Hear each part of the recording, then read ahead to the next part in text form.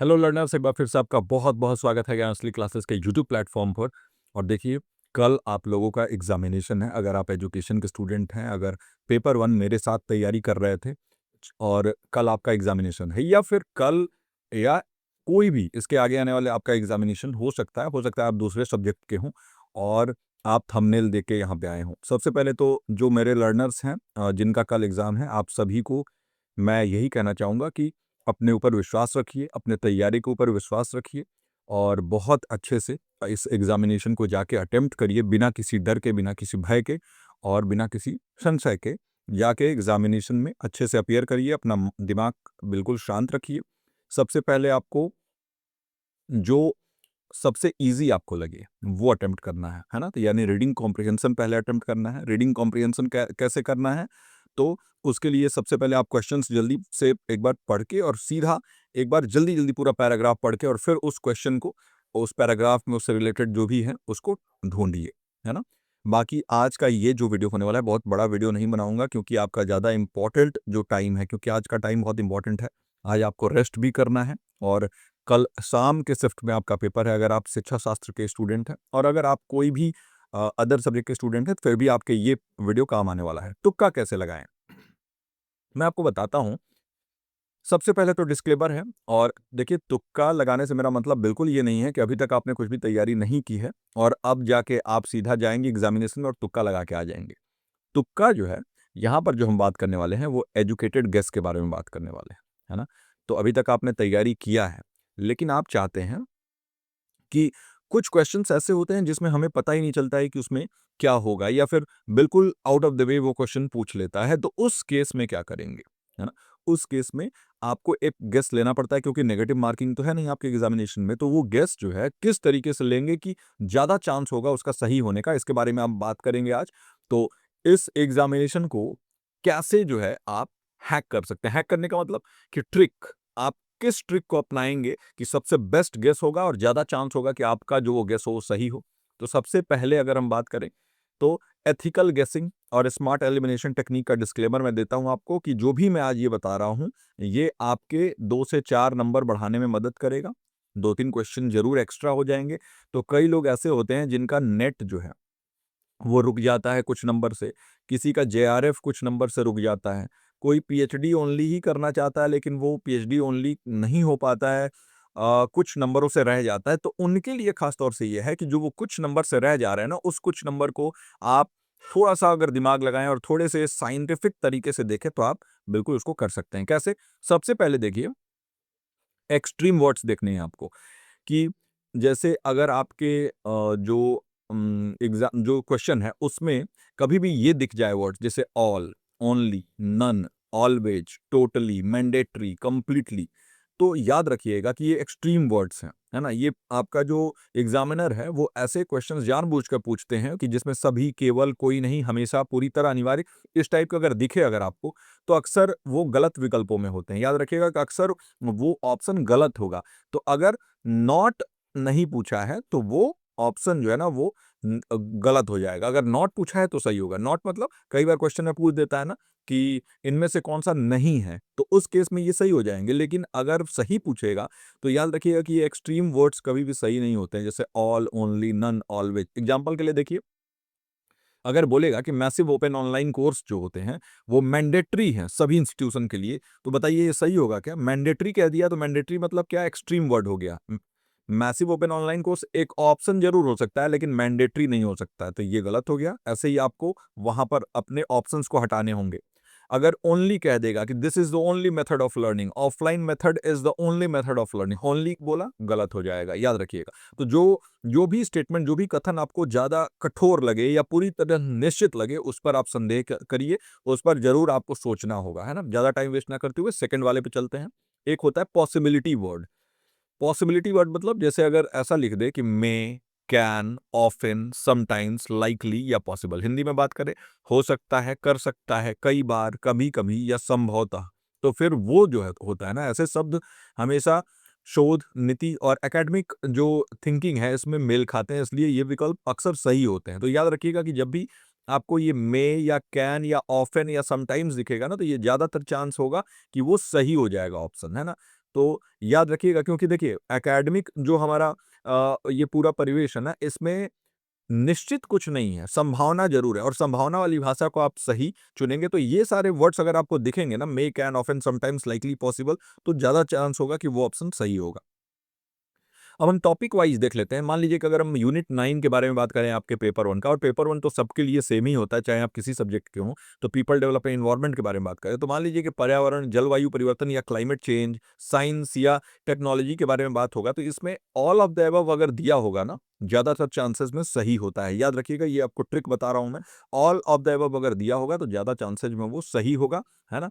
कोई भी extreme word अगर दिया होगा तो वो सही नहीं होगा, एक्सट्रीम वर्ड अभी जो मैंने बताया था। लेकिन ऑल ऑफ द अबव जो है ना, वो एनवायरनमेंट वाले केस में जो मैंने नोटिस किया है कि एनवायरनमेंट वाले क्वेश्चंस में ज़्यादातर ऑल ऑफ द अबव सही होता है, याद रखिएगा।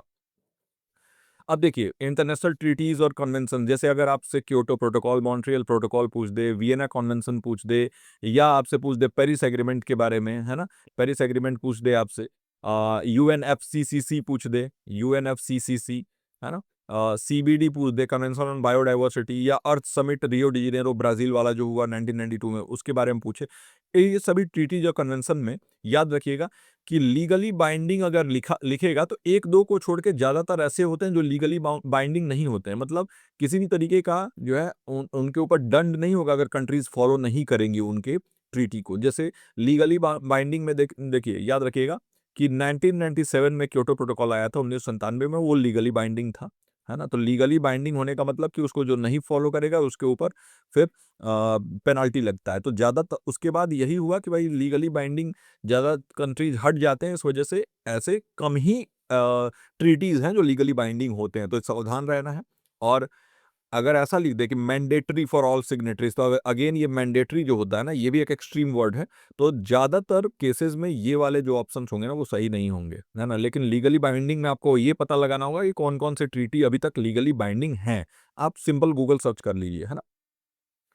याद रखिएगा कि ज़्यादातर जो इंटरनेशनल समझौते होते हैं, अंतर्राष्ट्रीय समझौते होते हैं ना, वो स्वैच्छिक होते हैं, यानी कि खुद से लिए होते हैं, सभी देशों पर सामान्य रूप से बाध्यकारी नहीं होते हैं, है ना? मैंडेटरी फॉर ऑल जो है ना, ये गलत हो जाएगा। मैंडेटरी जो है वो याद रखिएगा कि किसी चीज़ को ज़बरदस्ती आप नहीं थोप सकते हैं, और ऐसा अगर होगा तो गलत होगा। ये इंटरनेशनल ट्रीटीज़ के लिए है। अच्छा, ये भी याद रखिएगा कि पेयर्ड स्टेटमेंट का ट्रैप एनडीए फँसा देता है इसमें, यानी कि 2 मिलते-जुलते आपको स्टेटमेंट दे देगा और उसमें आप फँस जाएँगे। जैसे मिशन और विज़न, ये पूछ देगा, एम और ऑब्जेक्टिव, या पॉलिसी या आउटकम। तो ऐसे केसेस में क्या होता है ना कि दोनों ही कथन गलत होते हैं, दोनों स्टेटमेंट। दो स्टेटमेंट बेस्ड क्वेश्चन अगर आपसे पूछता है और उसमें मिशन और विज़न दोनों पूछ, या एम या ऑब्जेक्टिव बोल दे अलग-अलग में, या पॉलिसी और आउटकम बोल दे, तो याद रखिएगा कि वो दोनों स्टेटमेंट गलत हो जाएगा। बोथ आर फॉल्स, ज़्यादा केसेज़ में यही होता है ना? आगे बढ़ते हैं, और अब देख लेते हैं हम कि कैसे आपको पेपर अटेम्प्ट करना है। तो देखिए, सिर्फ़ तुक्का लगाने वाली ही बात नहीं है आज के इस एग्ज़ामिनेशन में। हाँ, एक और चीज़ आपको बता दूँ कि अगर आपको लास्ट में ऐसा हो जाए कि आपके कुछ प्रश्न, जबकि मैं चाहूँगा कि आप टाइम मैनेजमेंट बहुत अच्छे तरीके से करिए, है ना? तो याद रखिएगा, ज़्यादा आपको क्वेश्चन पे रुकना नहीं है।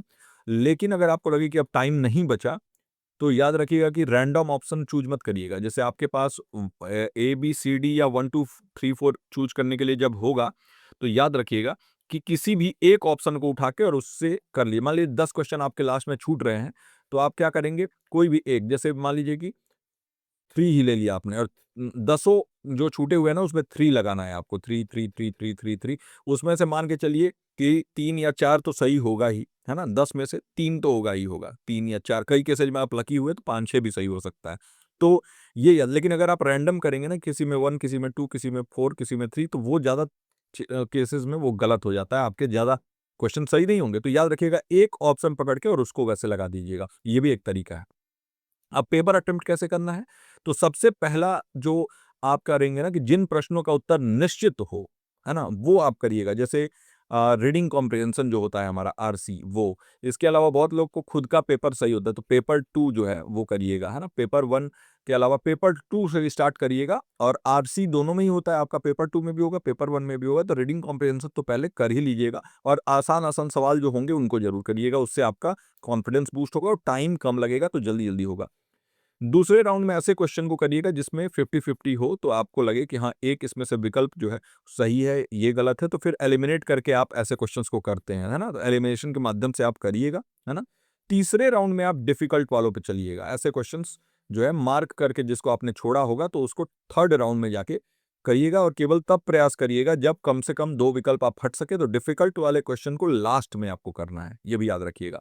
और जब भी ऐसा लगे कि किसी क्वेश्चन पे 1 मिनट से ज़्यादा आप रुक रहे हैं ना, तो तुरंत आगे बढ़ जाइएगा, है ना? डीआई के क्वेश्चन लास्ट में सॉल्व करिएगा। अगर आपका मैथ्स अच्छा नहीं है, तो डीआई के क्वेश्चंस आखिरी में करिएगा।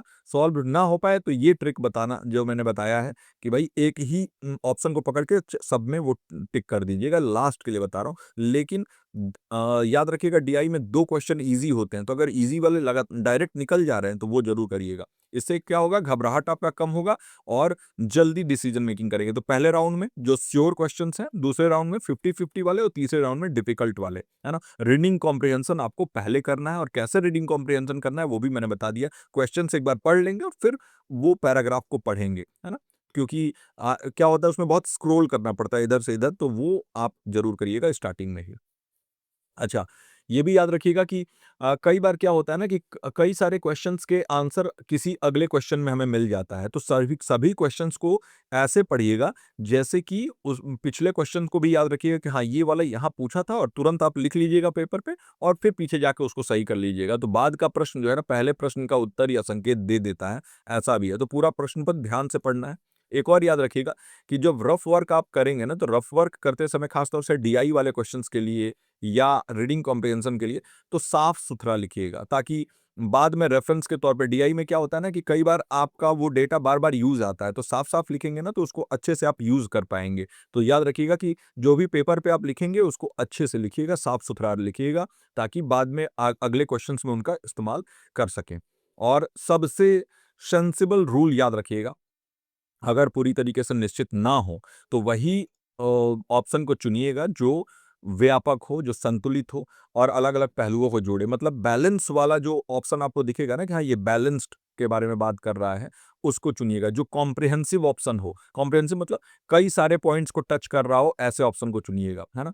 होलिस्टिक डेवलपमेंट का एग्ज़ाम्पल अगर हम ले लें, है ना? तो ये हो गया आपका जो तरीका हमने किया। और साइकोलॉजिकल एज पे याद रखिएगा कि कई बार हमें क्या होता है ना कि हम क्वेश्चन देखते हैं तो पहली बार जो हमारे दिमाग में आता है वो ऑप्शन अक्सर ज़्यादातर केसेज में सही होगा। मैंने आपको पढ़ाया है, फर्स्ट टाइम में जो क्लिक करता है ना तो बाद में फिर आप उस पे डाउट मत करिए, जो आपका इंस्टिंक्ट कह रहा है उस पे भरोसा करिए, क्योंकि सबसे पहले जो चुनते हैं ना आप ऑप्शन, वो अक्सर सही होता है। हर केसेज में नहीं, लेकिन अक्सर सही होता है। तो बार-बार सोचने से सही उत्तर आप बदल देते हैं, तो इसलिए याद रखिएगा कि पहली बार में जो आपको सही लगे और उसके ऊपर डाउट हो ना, तो आप फर्स्ट इंस्टिंक्ट पर अपने भरोसा करिएगा। केवल तभी उत्तर आपको बदलना है, जब आपको ये लगे कि नहीं-नहीं ये बिल्कुल आप श्योर हैं कि आपका वो पहला वाला इंस्टिंक्ट जो है वो गलत है ना? केवल संदेह करके आपको उसको नहीं बदल देना है, ये भी याद रखिएगा, एक साइकोलॉजिकल एज है ये।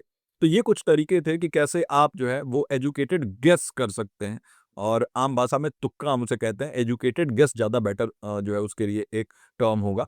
और इसी के साथ मैंने ये भी बताया कि आप अटेम्प्ट कैसे करेंगे पेपर सबसे पहले जो आपके ईज़ी वाले क्वेश्चन हैं, जो बहुत जल्दी-जल्दी होंगे और बाद में जो 50-50 आपको लगे कि ये भी हो सकता है, ये भी तो एलिमिनेट करके कर सकते हैं और लास्ट में डिफ़िकल्ट क्वेश्चन्स को करना है। और मैं आशा करता हूँ कि आज का ये वीडियो आपको हेल्प करेगा आपके एग्ज़ामिनेशन में। कल जिन भी विद्यार्थियों का एग्ज़ाम है, हमारे लर्नर्स का एग्ज़ाम है, आप सभी को ऑल द बेस्ट। आप अपना बेस्ट दीजिए और देखिए अपने ऊपर भरोसा करिए। अभी तक जो आपने तैयारी किया है, उसके ऊपर भरोसा करिए। ज्ञानस्थली क्लासेस पर आपने भरोसा जताया, उसके लिए मैं आपको धन्यवाद करता हूँ और साथ ही साथ हमारा साथ आपके लिए बना हुआ है कल भी, कल के बाद भी। तो आप बेझिझक हमसे कॉन्टैक्ट कर सकते हैं। नीचे कमेंट सेक्शन में बताइएगा कि ये वीडियो अगर आपके लिए हेल्पफुल रहा हो। और आज जो है ना नोट्स, आज और कल सुबह में भी नोट्स मैं आपको जो भेजने वाला हूँ, वो डायरेक्टली आपके एग्ज़ामिनेशन में हेल्प करेगा। तो अगर नहीं जुड़े हैं तो टेलीग्राम पर जुड़ जाइएगा और आप बैच के स्टूडेंट हैं तो आपको डायरेक्टली आपके ग्रुप में मिल जाएँगे वो सारे नोट्स। तो चलिए इस पर्टिकुलर वीडियो को यहीं एंड करते हैं। आपको ऑल द बेस्ट, आप सभी को अपना बेस्ट दीजिए और मैं जानता हूँ कि आप सभी जो है वो नेट, जेआरएफ, पीएचडी ओनली सभी क्लियर करने वाले हैं, है ना? रिकॉर्ड इस बार जो है क्लियर करेंगे क्योंकि उस तरीके से हमने तैयारी भी की है। तो चलिए मैं मिलता हूँ आपसे किसी इंपॉर्टेंट वीडियो के साथ। टिल देन आप अपना और अपनों का ख्याल रखिए। नमस्कार।